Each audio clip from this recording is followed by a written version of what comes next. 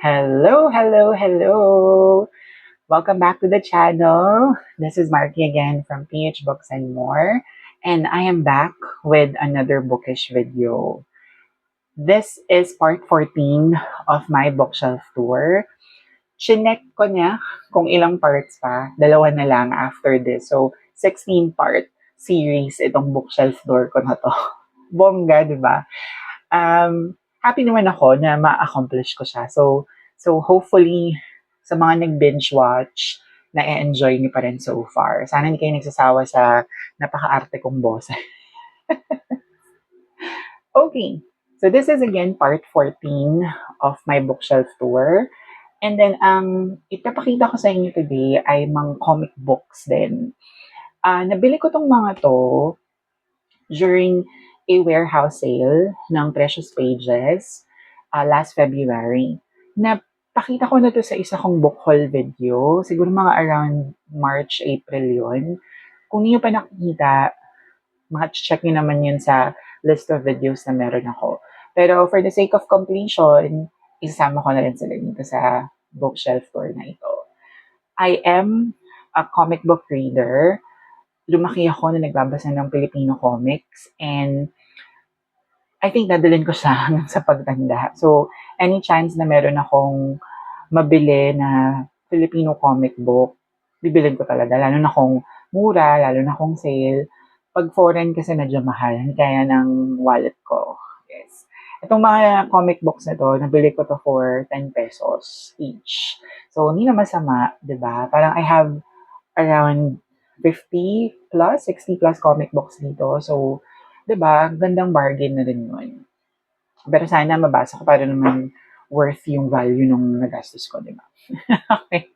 Maliban sa comic books, may ipapakita pa akong isa na sinimulan kong kolektahin nung 2024, and gusto kong makita niyo siya kasi ang gaganda ng covers. I think that's one of the reason kung ba't sinimulan ko siyang kolektahin, the covers, at the same time yung content. Mas maraming Filipino pieces dun sa material na yon, kaya naisipan kong kolektahin. Okay, with no further ado, let's go ahead and start part 14 of my bookshelf tour. Simulan natin sa mga comic books. So, meron ako ditong series na hindi naman kompleto, pero binili ko na rin. We have Tonyo Tikbalang by Jake Vicente. And this is volume 2. Here's volume 3. And you have volume 6. So, bungi-bungi siya. Kasi ito lang yung nakita ko sa warehouse sale. Ayan. Okay. Next, another series. Okay, so we have here The Reaper. This is book 1. And then you have book 2 and book 3. So this is written by Nald Tabuzo and illustrated by Vovoy Lim. Ayan. Sabi dito, 11 books siya dapat, pero tatlo lang yung na-release officially. Ang kwento ni Sir Randy Valiente, one of the artists ng Black Ink before, nag-transition kasi into more anime-ish na style si Black Ink. Kaya yung mga, sabihin na nating darker stories, darker artworks, medyo na-hold, hindi na natuloy. Sayang kasi feeling ko naman ang ganda nung nasimulan, hindi na nga lang talaga na-sustain. So, maybe in the future, ituloy nila, pero we don't know if that's possible.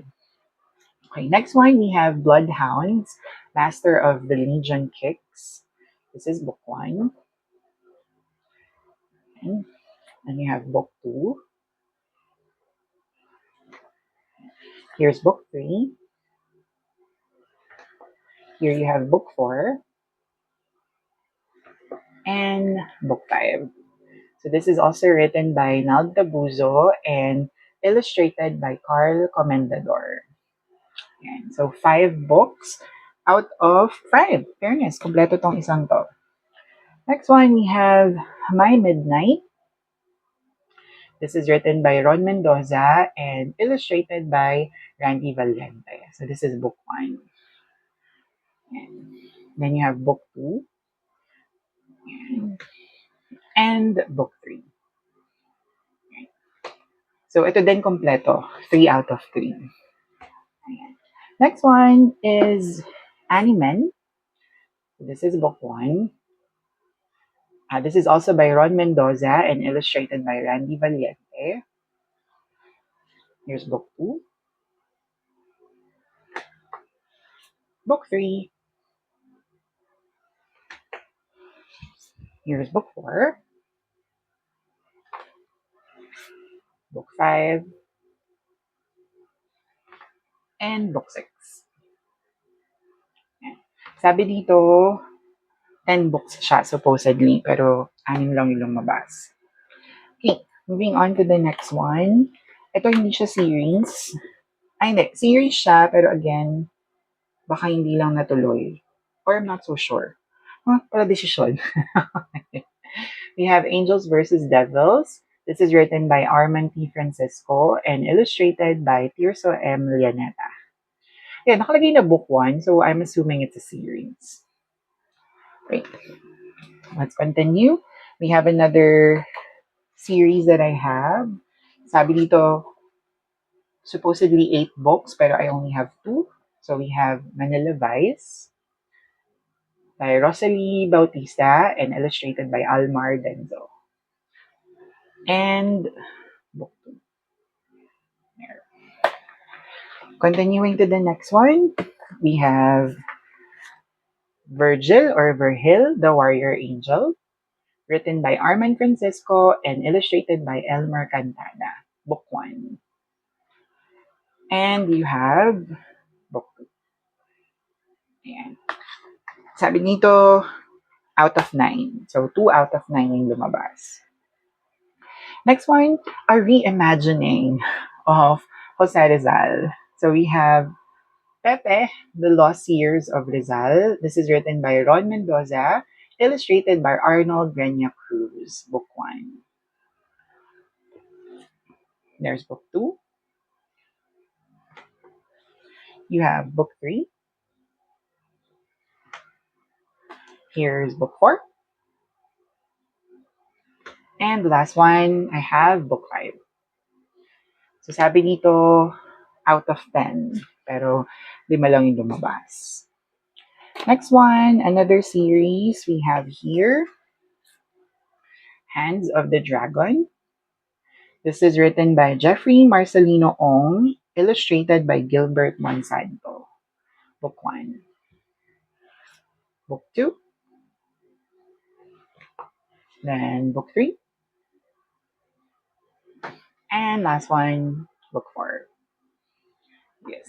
This is supposedly 12 books. Pero 4 lang yung lumabas. Para lang silang plaka, paulit-ulit na. Next one, we have Stray Ghost. I believe series din ito. Pero I think it's still in publication. So may mabibili pa kayong copies nito. So we have Stray Ghost. This is volume 2. And here's volume 4. And volume 5. Ayan. Hindi ko na alam kung ilang books meron sa series. But yeah, doesn't say. Okay, let's continue. Yung karamihan na nandito ang mga standalones na. So, let me just show them all. Ay, sorry, by the way, Stray Ghosts were written by Diana Lim and illustrated by Chris Ka or Chris Ga. Let me check Chris Ka Halorina. Okay, next one. We have Sumbaga by Roy Magbanwa and Dexter Rojas. And next we have Black Ink, Fairies and Wheels. This is by Randy Valiente and John Ashley Santos. Okay. Next we have Shortcuts. Ayan. Hindi ko na siguro basahin yung author, pero makikita nyo naman dyan. Or yung artist. Another Shortcuts. Ayan. Yung mga may gawa si Sir Randy, yes, napapirma ko yun. Another shortcuts. Pati yung mga gawa ni Sir Nald Tabuzo, may sign din siya. And then here's backing shortcuts. Ganda ng mga covers, no? Another one. Here's one more. Let's have the black and white covers na ang cute din, very anime-ish.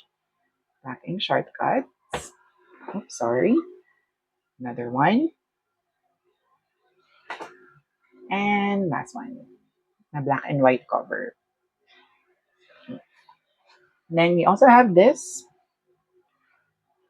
Daughters of an Ancient Fairy, written by Rosalie Bautista, illustrated by Arnold Renya Cruz. Ganda ng green. Heart Sisters by Nald Tabuzo, illustrated by Rick Isiderio. Genesis by Herbs Navasca and Chris Cahalarina. Another one from Herbs Navasca, Poster Boy, illustrated by Rica Angela Padulio. Another one from Herbs Navasca, Laws of Love, illustrated by Rosadel Moncada. We have Love Scheduler from Gino Posnadero or Pornesdero and Chris Cahalarina. Another one from Gino Pornesdoro, Blood with Benefits, illustrated by Kim Lauren Dominguez. Another one from Herbs Navasca, mga walang panahong Diyos ng pag-ibig, illustrated by Kyra John Javier.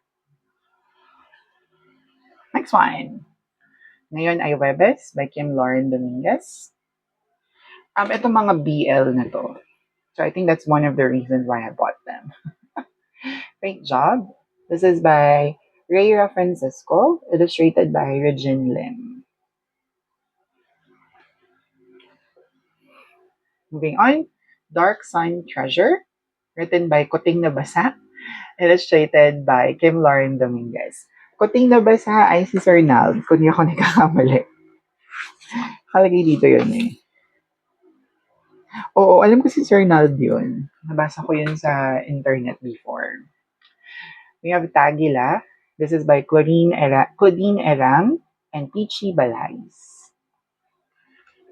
Another one by Claudine Erang, Vampire, illustrated by MJSJ. One more by Claudine Erang, Sprinters, illustrated by CJB. One from Herbs Navasca, Earth Zero, illustrated by Jana Del, or Jana Del.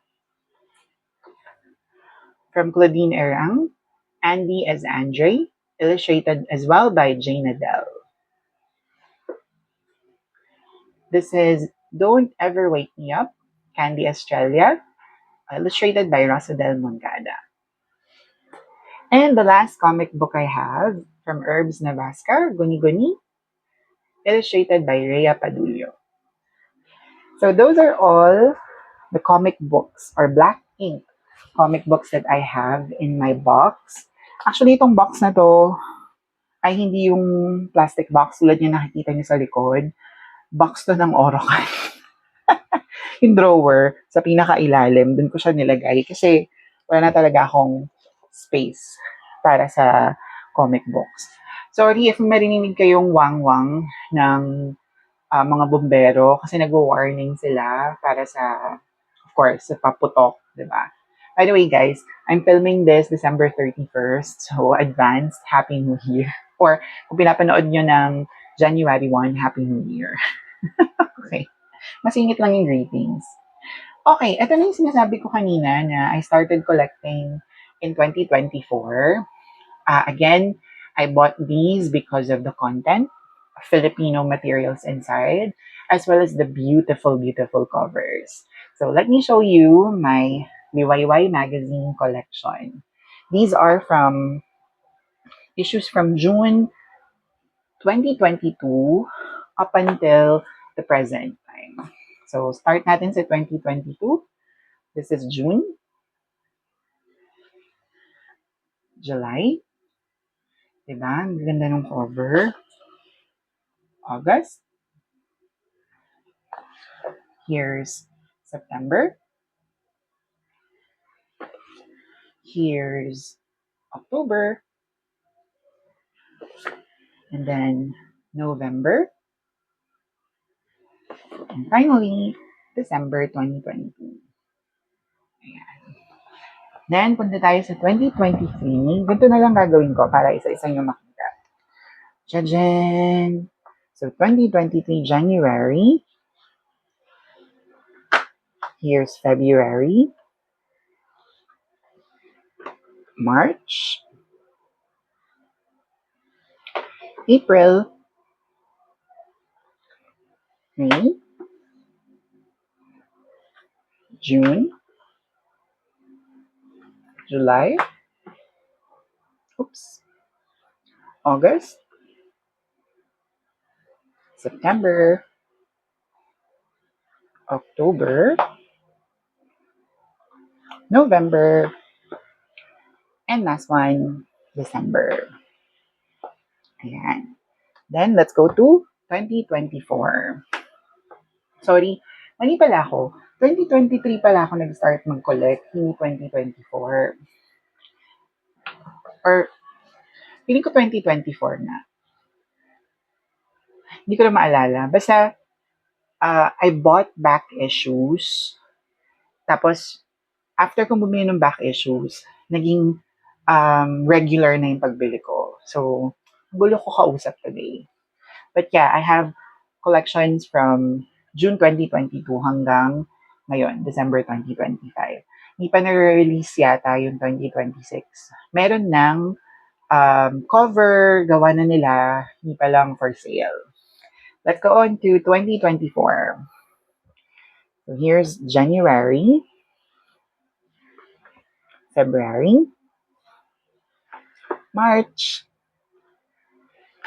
April, May, June, July, August, September, October, November, and last one, December. And punta na tayo sa issues this year, 2025. Sabi ko sa inyo, yung gaganda ng covers, diba? Here we go. So here's January, Feb. Here's March, April. Holy Week, no? May, June, July, August, September, October, November, and the latest issue, December. Pampasko talaga. And maligayang Pasko sa lahat. Okay. So that's about it for this part of my bookshelf tour. Again, puro comic books and puro magazines lang naman yun nandito. But I'm happy to show them kasi ang gaganda ng covers, and then I love comic books. I enjoy reading Filipino material. So, masayang kolektahin tong mga to. We are down to the last 2 videos, I think. So, please stay tuned for that or for those. Feeling ko ma-enjoy nyo yung last 2 books kasi na-enjoy ko silang kompletuhin at bilhin. Okay. This is Marty again from PH Books and More. I'll see you in the next video. Have a great day. Bye!